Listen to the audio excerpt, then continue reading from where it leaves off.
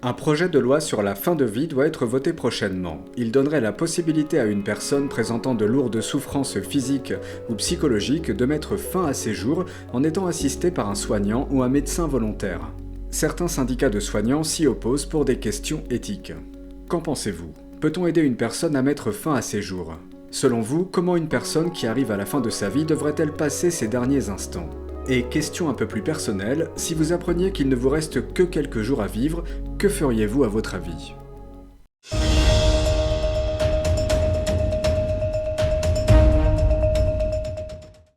Alors moi, très franchement, je suis vraiment très partagée sur le sujet, et ce pour plusieurs raisons. Donc il y a, on va dire, une partie de moi qui me dirait que oui, effectivement, c'est quelque chose qui est plutôt positif, dans le sens où je pense qu'aussi c'est un droit humain en fait de pouvoir choisir finalement si on veut mourir entre guillemets proprement, notamment pour les gens qui ont des pathologies lourdes ou des traitements qui sont lourds, ou voire des fois inexistants et des souffrances qui font qu'effectivement je pense que dans ces cas-là c'est quand même une vraie solution de confort de fin de vie. Après sinon, moi le problème que j'y verrais ce serait plus, alors je ne vais pas vous dire le côté éthique par rapport à mes convictions profondes, n'est-ce pas, mais surtout par rapport en fait à comment dire, dans quel contexte ça pourrait être déterminé, c'est-à-dire que voilà, par qui ce serait surveillé, est-ce que aussi il n'y aurait peut-être pas des dérives en fait par rapport à ça? Moi je pense que les personnes qui sont au bout du rouleau, qu'on ne peut plus réparer et qui le désirent, parce qu'il faut quand même qu'ils soient sains de corps et d'esprit encore, puissent demander la mort. Parce que ça ne sert à rien de vivre, parce que vivre avec des médicaments, des seringues, des fils dans les trucs pour maintenir en vie, ça ne sert à rien. Vivre, c'est pas ça. Contraire à l'acharnement thérapeutique. Moi, je suis contre l'acharnement thérapeutique. Parce qu'à un moment donné, quand on ne va plus rien faire, on arrête. Bon, moi, par contre, je pense que non. Ouais, non. Même si ça va faire souffrir, mais on est destinés tous à mourir. Donc moi, je pense que si quelqu'un doit mourir, je pense qu'il doit mourir de lui-même. Voilà. Mais juste pour abréger une vie, c'est vraiment un peu difficile. Parce qu'on ne sait jamais s'il pouvait s'en sortir ou pas. Donc moi, je ne pense pas que ça soit une bonne idée. Moi, je suis pour, parce que quelqu'un qui est en manque d'autonomie, par exemple, qui n'arrive plus à marcher ou se nourrir ou boire seul, qu'il lui faut toujours quelqu'un auprès de lui. Si la personne désire mettre fin à ses jours, je comprends et je l'accepte. Pour moi, je suis pour cette loi. Je ne comprends pas qu'on décide comme ça parce qu'on est âgé, parce qu'on n'en peut plus de la vie, de quitter ce monde. Je crois qu'on a oublié dans notre monde d'être liés les uns aux autres et d'avoir une empathie les uns pour les autres et de s'accompagner. Et je crois que la loi Claes-Leonetti se suffisait à elle-même. On n'avait pas besoin de rajouter une couche pour que on puisse définitivement, je dirais, supprimer quelqu'un, parce que ça revient à ça. On aurait mieux fait de favoriser les maisons de soins palliatifs. Alors, vous allez me répondre, oui, mais on plonge les gens dans une sédation profonde. Oui, c'est vrai, mais une sédation profonde, ils sont quand même encore là. C'est un sujet délicat, hein, c'est difficile de se prononcer. Après, en tant que soignant, c'est une loi qu'on pourrait attendre parce que effectivement, on a des demandes. Hein. On a des demandes de personnes qui souhaiteraient mettre fin à leur vie, surtout à cause de la souffrance. Maintenant, c'est vrai qu'il n'y avait rien encadré, donc pour nous, c'est vraiment très délicat. Après, dans mon service, on pratique déjà la sédation profonde. Il y a déjà quand même une aide pour soulager les souffrances des personnes et les accompagner en tout cas dignement. Nous c'est juste la mise en place de médicaments, d'antidouleurs et de sédatifs. C'est vraiment juste pour apaiser les personnes. On a des protocoles établis et puis si on voit que la personne souffre, on peut augmenter les doses. On a des protocoles établis et l'idée c'est vraiment de soulager la souffrance, mais en tout cas pas de mettre fin à la vie. Après la vie de la personne, je pense que la famille devait être un petit peu plus impliquée là-dedans que les soignants et tout. Voilà, quand on a décidé, parce que quand on a décidé qu'on va débrancher un malade, je pense que parce que c'est arrivé à mon frère. Voilà. Alors j'ai dû taper du poing et maintenant il est très bien. Voilà, c'est pour ça que je vous dis, Non, on m'avait dit vous allez le voir pour les 2 heures que lui restait vivre. C'est non. C'était non, voilà. Et maintenant, il est bien. En fait, moi je pense que aider quelqu'un à mourir, enfin aider quelqu'un vers sa fin de vie, c'est important de laisser les gens choisir leur fin de vie parce que c'est leur vie qui leur appartient, donc forcément c'est pas au gouvernement ou des gens qui n'ont pas forcément de lien avec les patients qui peuvent décider de ça et chacun devrait être libre de faire ses choix et de vraiment choisir ce qu'ils ont envie de faire de leur dernier jour. Cet instant-là, le petit moment où on choisit de dire stop, j'en ai marre, c'est dur la souffrance physique, elle est très dure, mais psychologique encore plus. Vous laissez les vôtres, vous laissez les gens que vous aimez. Tu vas leur dire c'est fini, je vais te quitter parce que j'en peux plus.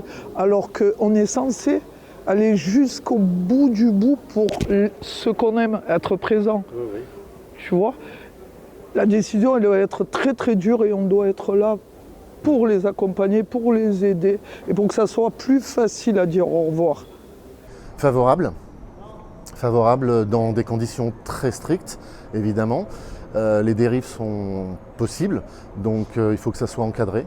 Alors dans certains pays, comme la Suisse ou la Belgique, c'est assez encadré ou peut-être je ne suis pas suffisamment renseigné sur le sujet parce que ça ne m'a jamais touché personnellement, mais professionnellement ça me touche et donc je vois au quotidien en réanimation cette demande de patients qui, oui, pour certaines raisons, pourraient participer à ce genre d'aide active à la fin de vie. Selon vous, comment une personne qui arrive à la fin de sa vie devrait-elle passer ses derniers instants ? Par exemple, à l'hôpital, je dirais que les personnes les plus proches pour lui, qu'il aime, etc., devraient l'entourer plutôt et de le faire revivre des souvenirs, etc. Et en dehors, il devrait vivre les instants présents avec les personnes qu'il aime, ses amis, la famille, etc. et de faire des choses qu'il a toujours rêvé de faire. Moi, je pense que le plus beau, ce serait vraiment de mourir chez soi, avec sa famille autour. Tout simplement pour le soutenir et pour se faire accompagner dans ce qui suivra après, tout simplement. Je pense que c'est l'idéal.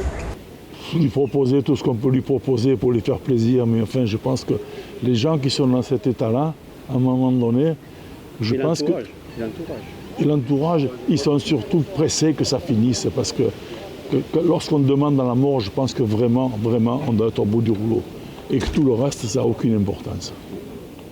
Je pense ça, moi. Je pense que ça doit se faire de façon naturelle.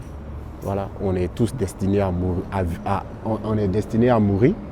Et du moment où on est, voilà, et on est déjà conscient qu'on va forcément un jour mourir. Donc je pense que quel que soit le chemin de la mort, c'est mieux de vivre cela que de vraiment interrompre sa vie sans connaître demain. Je pense qu'être entouré de sa famille, c'est mieux. Voilà, que de vraiment être entouré de sa famille, passer les derniers moments, ça c'est mieux. Mais en tout cas, je reste sur le fait que chacun doit mourir de façon normale. On accompagne non seulement celui qui est sur le point de terminer ses jours, mais aussi sa famille. Donc on prépare un départ. Et un départ, ça se prépare. On prépare bien notre départ en vacances. On pourrait préparer aussi nos fins de vie de la même façon. Et je crois que c'est ça qui est le plus important. On a oublié que ça existait aussi, les accompagnements à ce niveau-là. Alors c'est vrai que accompagner un enfant, c'est horrible, ça c'est sûr. Accompagner une personne âgée, avec plein de guillemets, c'est plus acceptable. Mais quand on aime quelqu'un, oui, il pourrait avoir 2 siècles, c'est pareil. Oui, hein, oui. C'est l'amour. C'est l'amour qui tient, voilà, c'est l'amour qui nous tient donc, tout au long de nos vies, c'est pas le reste. Alors, il y a effectivement 2 types de réponses. La personne pour lesquelles les facteurs seraient plutôt allumés au vert pour rentrer chez elle et profiter des derniers instants sur les derniers 6 mois de la vie pour être plus auprès de ses proches et donc avoir l'impression de finir sa vie dans des conditions presque normales. Ça peut se faire si vraiment tous les facteurs sont ouverts, mais sinon dans le cadre de douleurs extrêmes, on sait très bien que être à l'hôpital, ça peut être un facteur positif pour traiter, puisqu'on a bien sûr des gens qui sont spécialisés pour le traitement des douleurs et pour les différentes complications comme les détresses respiratoires qui pourraient arriver sur certains patients que ça serait, je pense, inconfortable de vivre ça à domicile ou très contraignant. Donc les deux opinions peuvent être étudiées et donc à ce moment-là, chaque patient, chaque personne est différente. Donc une décision collégiale, ça veut dire plusieurs médecins qui ont le dossier, plus une décision familiale et une décision personnelle du premier concerné. Moi, je sais que je pourrais pas faire porter ça à mes enfants. Je veux les voir souffrir parce qu'ils sont démunis, parce qu'ils n'arrivent pas, ils sont dans l'incapacité de nous aider. À un moment, tu n'y arrives plus. Je ne veux pas être ce poids pour mes enfants. Je ne pourrais pas prendre cette décision s'il y a un de mes enfants qui ne veut pas. Il faut qu'on soit tous d'accord. Enfant et mari, bien entendu, et parents, si c'est ton enfant, je comprends que ça puisse... Je ne pourrais jamais enterrer mon gosse. Mais de le voir souffrir comme ça et que tu puisses pas l'aider. Pour moi, c'est entourer des gens qui comptent pour elle, des personnes qui sont importantes dans sa vie, des gens qui ont été là pour elle, des gens qui ont de l'importance pour cette personne. Et au moins, elle sait que pour ces derniers jours, elle serait bien accompagnée, bien entourée. Dans l'idée, si on n'est pas en bonne santé et qu'on ne va pas bien, moi je sais que pour ma part, c'est ce que je ferais, je pense, c'est être chez moi plutôt que d'être à l'hôpital, entouré de patients, enfin de médecins que je ne connais pas trop et qui sont là par dépit, entre guillemets, plutôt que d'être avec des gens qui nous aiment, quoi. Idéalement, c'est compliqué. Dans l'idéal, on se dirait que pour finir sa vie, on aurait envie de profiter un maximum. Après, je pense que quand le corps suit pas et qu'il y a des douleurs qui permettent plus de le faire, effectivement, ça peut être... Est-ce qu'on peut en arriver à vouloir mourir? C'est pas impossible. C'est pas impossible. Il faut toujours rendre à l'homme sa dignité jusqu'à la fin de sa vie. Et moi, je trouve important d'accompagner la personne dans un cadre familial où il retrouve l'amour, où il a du réconfort. Donc ça va lui ça va lui faciliter la fin de vie. Entouré de sa famille, ça déjà c'est très important. Hein? S'il n'y a pas de famille, mais les gens qui l'aiment bien, voilà, c'est tout. Si vous appreniez qu'il ne vous reste que quelques jours à vivre, que feriez-vous à votre avis? Je pense, avec mon père on est pompier, du coup on changerait, on a eu des expériences assez marquantes et du coup je pense qu'on a appris à vivre comme on aimerait vivre tous les jours, donc c'est des questions qu'on ne se pose pas vraiment et puis on passerait du temps avec notre famille et puis au final ce qu'on aime vraiment dans la vie, quoi, et pas forcément faire la fête comme tout le monde le dirait, c'est pas forcément vrai, quoi. Il suffit de passer du temps avec sa famille, faire les choses qu'on aime, un bon restaurant et puis au lit, après on s'endort tranquille, quoi. J'ai failli avoir ce problème-là parce que je suis partie en paddle et j'ai fait plus de 5 heures sur l'eau. On m'a repêché au large, donc j'ai eu un moment où je me suis dit, bon Cathy, il ne te reste pas grand-chose à vivre. Et là, advienne que pourra. Soit on te sauve, ou soit tu vas mourir là. Mais je suis restée positive, je suis restée calme et positive, et puis en attendant l'hélicoptère, et puis voilà. D'accord, donc on va dire ce qui a joué, c'est le mental alors. Le mental. Alors, est-ce que cette expérience-là, quand même, ça a changé pour vous une certaine perception de choses Oh que oui, oh que oui, oh que oui. Pour moi, l'instant présent, il n'y a pas mieux. Encore une fois, dans ma tête, je voudrais voir le monde, profiter, faire beaucoup de choses. Après, c'est délicat. Encore une fois, pour avoir vu des personnes qui étaient vraiment dans des situations de forte souffrance et qui nous demandent d'arrêter, qui veulent plus continuer et qui veulent arrêter de souffrir, je peux entendre leur demande en tout cas. Donc après, je pense que c'est vraiment du cas par cas. Vous êtes sûr que vous voulez savoir? Ah ben là, je prends mon billet pour Saint-Martin direct. Voilà. Et je passe les 3 derniers meilleurs jours de ma life. Déjà, personnellement, je commencerai à faire des choses que j'ai toujours rêvé de faire. Par exemple, j'ai toujours rêvé de faire un saut à l'élastique. Je commencerai par là. Ensuite, je dirais pas forcément à ma famille pour pas que ça les attristerait. Je laisserai les choses faire comme il doit être fait, pardon. Et j'en profiterai. Le moment présent avec chaque personne qui compte le plus pour moi. Tu ne vas pas partir une injection létale, c'est trop facile, quoi. On n'est pas aux États-Unis, hein. Voilà. Je vous remercie. Comme toujours, pour ne pas vraiment faire la peine à tout mon entourage, voilà, et essayer de profiter au maximum, comme d'habitude. Là, c'est quelque chose qui n'est pas quand même étonnant. Tout le monde est sûr de mourir, donc du coup, en tout cas, ça doit être quelque chose de joyeux et non de triste, tu vois. Alors, moi personnellement, je souhaiterais, de par mon expérience, plutôt la position à domicile, si c'était possible, si j'en souffrais pas trop. Parce que les conditions d'hospitalisation, notamment dans les services de soins palliatifs, notamment dans les services de réanimation, les conditions d'hospitalisation sont quand même assez lourdes, très difficiles à vivre. Donc si on est soulagé au niveau de la douleur, parce que c'est ça le principal, ça peut être intéressant. Mais sinon, les conditions sont quand même assez raides. Donc peut-être j'essaierai de prendre sur moi, selon les douleurs, selon l'épuisement, selon la fragilité, selon les risques, j'essaierai de profiter un peu plus de ma famille, de profiter un peu plus, quitte à écourter un petit peu aussi. Si on me dit j'ai 6 mois, que je préfère rester chez moi, si jamais ça me laisse que 4 mois, je pense que je préfère passer 4 mois chez moi que 6 mois en hospitalisation, surtout que le système de santé français est clairement depuis 40 ans en dégradation. Donc à partir de là, ça aurait été il y a 40 ans, peut-être on aurait eu plus de facilité à traiter tous ces cas-là.